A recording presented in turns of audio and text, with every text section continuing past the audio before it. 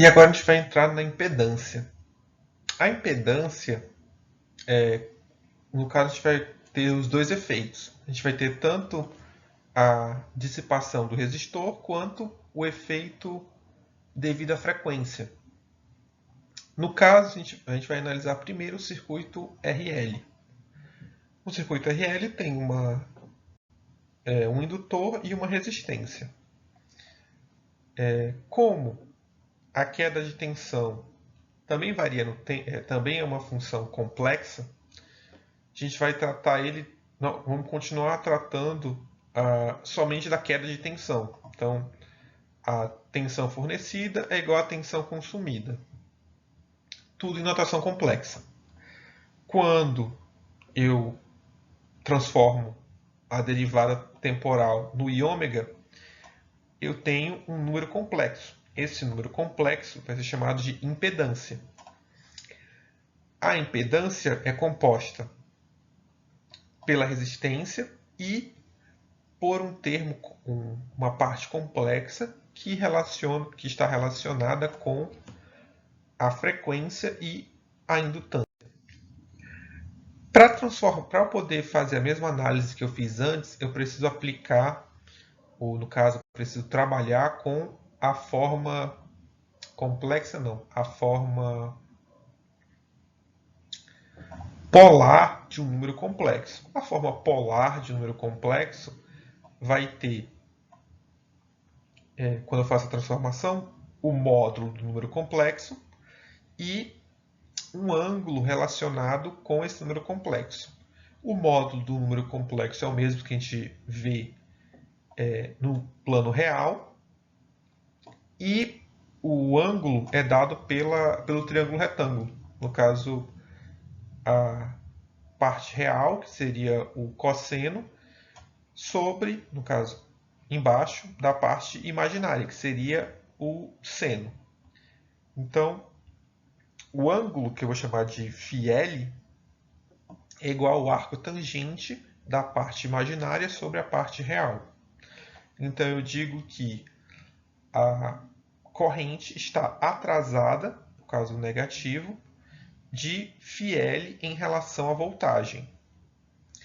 Se eu tivesse a resistência tendendo a zero, eu teria um circuito puramente indutivo e, portanto, esse carinha aqui, que é a minha impedância, iria cair na impedância indutiva. E a gente sabe qual é a defasagem da impedância indutiva, é π sobre 2.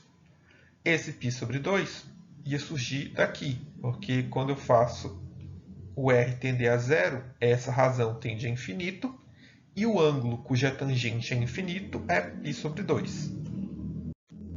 Agora a gente vai analisar o circuito RC. É um circuito que tem um capacitor e uma resistência. A queda de tensão no circuito é dessa forma.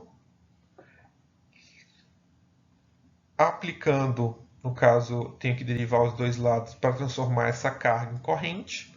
Quando eu faço isso, surge esta impedância complexa, onde o termo real é dado pela resistência e o termo complexo é dado pela reatância, reatância capacitiva.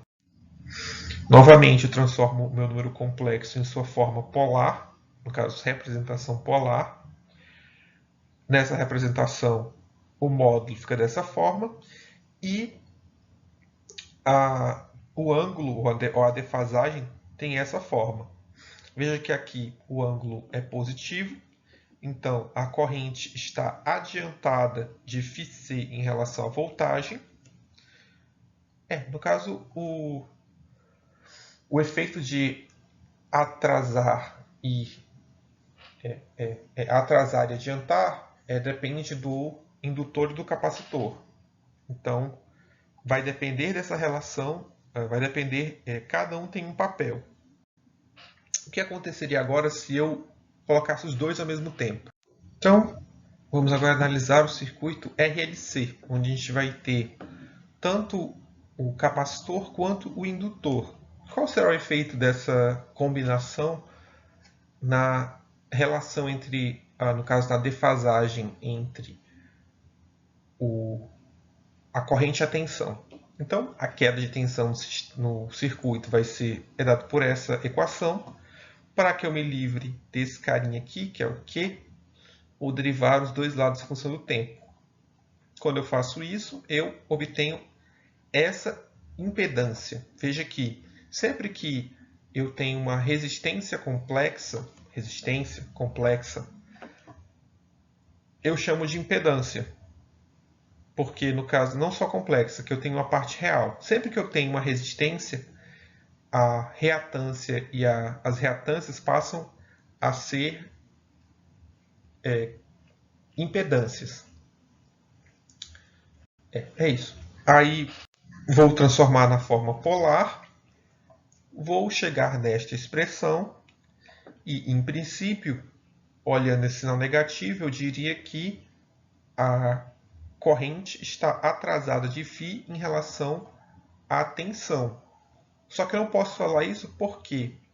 Porque quando eu tiro o módulo, esse camarada aqui é minha parte imaginária. Ele vai vir dividindo a parte superior. Então, dependendo de qual é a relação entre a frequência ao quadrado, a capacitância e a indutância, ela pode ser maior ou menor que 1. Como eu não sei se ela é maior ou menor que 1, eu não sei qual é o tipo de defasagem que eu estou sofrendo. Se eu estou sofrendo um adiantamento ou um atraso. Então, esse caso aqui seria o mais geral possível, onde eu tenho uma defasagem, mas eu não sei qual é o tipo dela. Ela vai ser definida por, especificamente, na verdade, essa relação entre esses termos aqui, onde todos eles são controlados por nós na hora que a gente constrói o sistema.